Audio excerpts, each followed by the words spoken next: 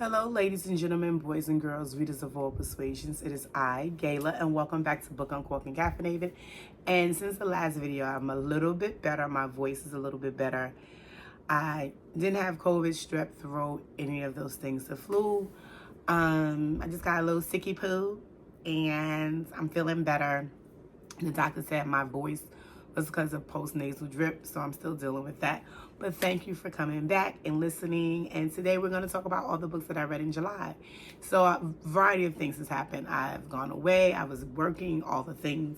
But now I'm back and I'm reading. And that's that. So let's get started with the books that I read. So I'm doing things a little differently today. I'm going to give you some stats from Storygraph. I've never done that before. But before we get started, I actually am drinking from my new cup, which I love. So I promised I wasn't going to buy any new cups.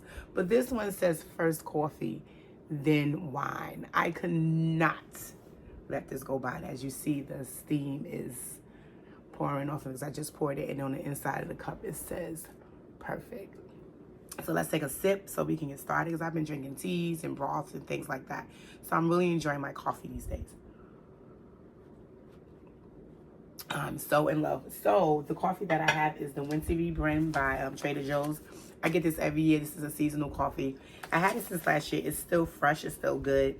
It doesn't expire to the end of the year, and I purposely wait because then I start to drink it so I can get another bag, because you never know with Trader Joe's. So this is the Wintry blend, and it says it's a medium roast sprinkled with cinnamon cloves and red and green peppercorns. And I love it. So here we are. So let's get a couple of more sips in and then we can get started. I love enjoying my cup of coffee in the morning in the summertime, just chilling. Yesterday I was on a balcony, so I'm super happy that I still have some summertime left. So like I said, I'm going to start with my stats that I never usually do. So I read 10 books. I have my little trusty paper in front of me. That was 2,588 words. 70% of what I read was less than 300 pages. 20% was between 300 pages and 500 pages. And 10% was more than 500 pages. And you will see in a minute why those percentages are what they are. And then the genres that I read was romance and contemporary romance, and they're primarily all fiction. And 50% was digital, 30% was print, and 20% was audio. I don't have a problem with any way you read your books, but I realized when I was looking at my stats that 50% were digital because in July I was still working. I took the month of August. Well, I have the month of August off for one job. My second job, I took a month off so I could just chill into the school year and vacation and do the things that I, wanted to do. So I realized that I was still working in July, so that's probably why my digital is 50%, but my digital probably would have been 50% anyway, because as long as I'm in my car, I'm reading something. So I know some girlies have an issue with digital and audio reading. It's all reading. If you hear the words, if you read the words, if you are knowing what a story is about and it tickles your fancy, that is called reading. So let's get started. So I also noticed that I was finishing series during this time. So I started and finished 2 series during the month of July, or at the end of June during the month of July, and I'm in the middle of 1. So a lot of these books were continuations of books. So I've talked about some of these books before if you've been watching my channel. So I've been talking about them because they have been tickling my fancy. So the first series that I'm trying to get the name of the guy. I think his name is Cade. Oh Lord, I don't remember this man's name, and I'm trying to remember this man's name, and I should have remembered this man's name. But anywho, it's from the Black Summer Island series. It was about 3 friends and their 3 brothers. So the first book was about Evie and one of the Kingston brothers. And Evie friends took her on vacation to this Black Summer Island because she was really overworked, underpaid, undervalued, and all the things. And so her friends was like, yeah, let's get away. On that island, she met one of the Kingston brothers.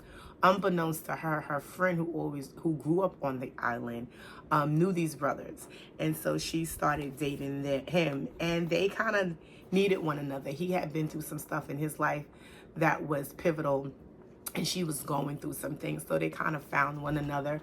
And that's why it says the break she needed, because she really needed a break from work. She really needed a break from her life and living up to all the standards that, you know, being a black woman has. And so, yeah, this was a perfect vacation for her, and she got a man out of it. She got a marriage out of it. Later on, you find out that she has a kid. But it was a great little story. It was a novella, something I got through, I think, in a day. And it was really, really good. Then the next book in that series was The Family She Found, which was the other friend story, Marlo. And her person was Kai. I know that for sure. Kai Kingston. He was one of the brothers. So it's funny because Kai and Marlo kind of had the same personality in their groups. They were kind of like the fun person, the party person. Nobody can lock me down. I'm the lover boy. I'm the lover girl. And then they found one another. And I thought that, excuse me, I thought that was ironic for two party people who claim that no one can claim them, claim one another. So that was The Family She Found. And the last book of the series was The Forever She Deserved. This involves Vivian St. Clair and Cade, who she grew up on the island with. So this one packed a lot of punch. It took me a little longer to read. I just think my mind was kind of overloaded with just continuing the story. I probably needed a break, but this story was really, really good. So he was divorced. She lost her husband, but they grew up as teenagers, and their family held on to a secret. They broke up. They went on with their lives. He never stopped loving her. And so when she came back to the island and her friends started to get involved with his brothers, that kind of sparked their love story. And he did not know that they was living in the same town. I think they lived in Atlanta. And so when they went back to their lives, they started dating. And then, of course, you know, they started entertaining the thought of the second chance. And although she married and she really loved her husband and she loved her family, she never stopped loving him. So this was a great second chance romance, and I enjoyed it, even though it took me a little bit longer to get into it and to read it. But yeah, it was a great story. So that is the one series that I finished during the month of July. And then the second series, it was a audio book. So it started with my book club. We read Parachutes. What's her name? Takara Allen. And I just read it because it was a book club. Did not know it was a series one. And I threw it up on the screen. And then I read the second one. And then right before I finished the second one, the third one was coming out. So the third one came out at like the end of June, beginning of July. And so I just continued. So Parachutes is about this couple. I totally figured their name. I'm not going to lie. I'll put it on screen. Let me drink some coffee and get this. Tickle out my throat. But the couple met in college. She was a little older, you know, one of the old guys hanging out on the college campuses. If you know, you know. I went to HBCU, so there were always older guys hanging out on the campus. And so they got together, and they built this lifetime together. They was together for 15 years. They had these kids. And then the first one, the big aha, was he was away on vacation. He was coming back. She gets a knock on the door in the middle of the night. And she's thinking, oh my God, something's wrong with him. No, something was wrong with his love child's mother. So the mother had died, and they were bringing the child to his home because he was the father, and that was the first time she found out. So that disrupted their marriage. And so Parachute 2, the second book in the series, talked about, like, it went back and forth with how they met, you know, their life and the choices he made to have them in the place that they're in now. So it kind of went back. You know, she was kind of going through, was I really stupid? Was there red signs or red flags there? All of the things. So it talked about their journey as a couple. So the last part, which was called Parachute the Impact, was about the couple's kind of demise and how you move forward after a divorce. So I found I really enjoyed the third book more, but it also made me angry. And not because of anything the author did. She was a great author, and I think any author or filmmaker that makes you angry at the characters are doing their job. What happened was she actually divorced him, and she went back and forth in her mind whether she should, and he kind of like pressed her not to. And I want to normalize when someone just does something bad to you or break a promise. It's okay for you to walk away. You don't have to stay. And sometimes it was like, no, fight for the love, fight for the this, fight for the that. You've been together too long. But for all of those reasons, that's the reason he shouldn't have made the choice that he made. So she was left like raising this child that he had with this woman. And it was a woman that he had an issue before early on in their relationship. And so I found myself getting pissed. I was in the car one day arguing with myself. But there were some things that happened, some major things. I'm not going to spoil it. But if you want a series that is very engaging, Parachutes by Takira Allen, I suggest you get it. It was a great trilogy, and I'm glad that my book club read it, because I don't think I would have read it if it wasn't for the book club. And that's why I like being a part of book clubs, because you will read things outside of your scope. If you're a romance girly or a magical realism girly, you tend to stick to those things. So those were the two series that I finished. And the series that I was in the middle of, actually, these books are not new. They just have new covers. This is a new author to me, J.L. Seeger's The New Haven series. And these also, I started off with Sloane and Dominic's story, which was the first one, Restore Me. I did that in June, and then that just cracked it open for me. And so Revive Me Part 1, The Act. Revive Me Part 2, The Affair. And Revive Me Part 3, The Apology. So this started off as a fake, like, dating trope. And this was the story between Mallory and Christopher. They had known one another for years because of their friend circle. Mallory was the sister of Eric, which was one of the characters, even though he died, was one of the characters in the first book. And so this was like Mallory's story. And her person, which was Christopher, they had dated when they were young and had a really kind of bad breakup because of his obligations to his family. So they wanted to get married, all the things, and his father was like, no, you're going to do what I want you to do, because it's a family thing. We need to like link families, kind of like the mafia, so to speak. But he was, I think he was a professor or a doctor. He was high up, and so his father wanted him to take over the business, and he really didn't want to. He wanted to do his own thing, and part of that was breaking up with Mallory, and she didn't understand that. So that was their first story. And then The Affair, actually they wind up having an affair because he did marry this woman, and he came back to see her, and they started having an affair, but she had the affair knowing it wasn't going to last long, and that was kind of her look back. And so she did it willingly and knowingly. I understand why she did it. I don't really subscribe to it, but I get it if you read the story.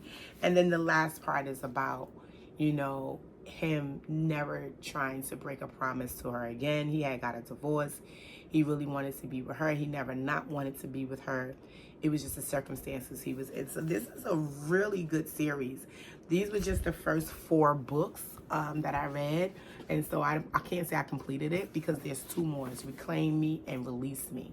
And so I can read them. I can get them on audio.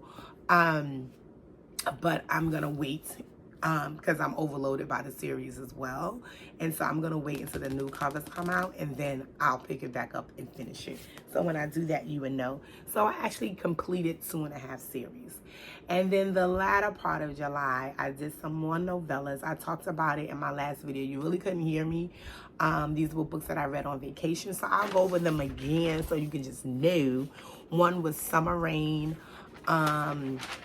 And it was funny because it was a play on words. The woman was named Summer. The guy was named August. Kiki.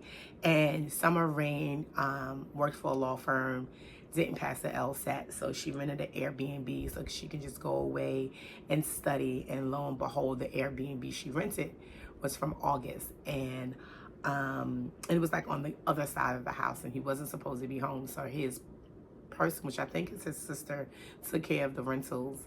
And he didn't know that he had a guest. And then they started to engage. It was kind of the break she needed, the respite she needed. And also, he needed some joy too. And they wound up actually, they was just going to deal with one another for the summer. And then they actually wound up falling for one another. So Summer Rain.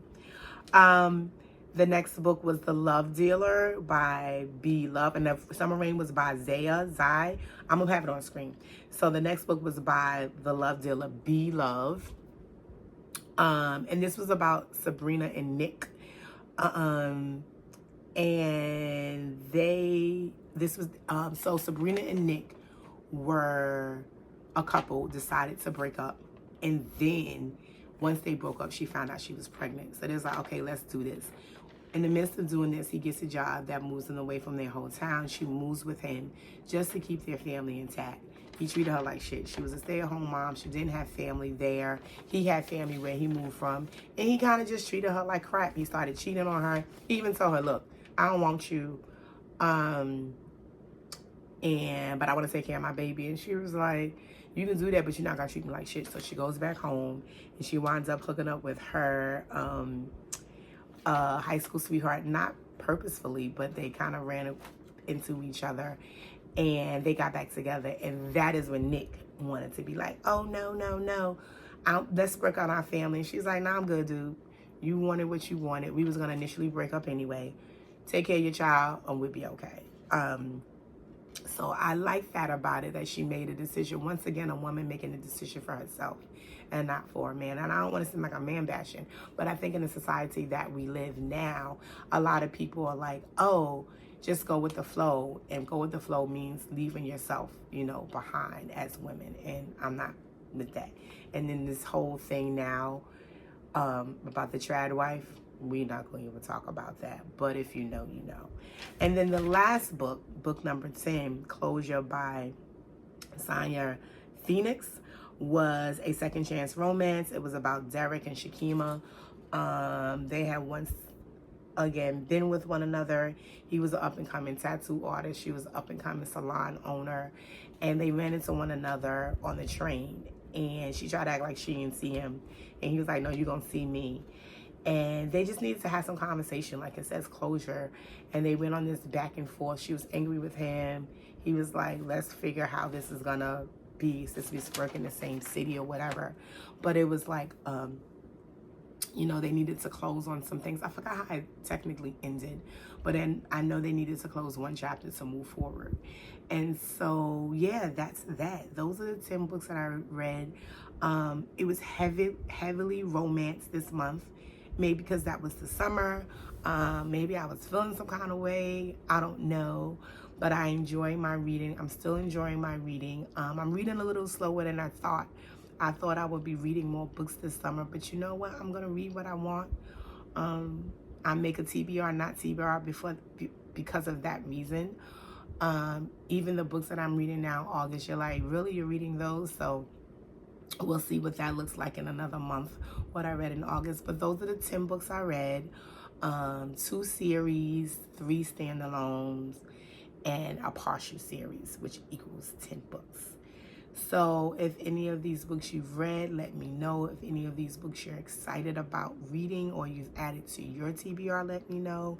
And then do all the things. Like, comment, subscribe, and share. And I will drink my coffee and see you in the next video. Deuces. Bye.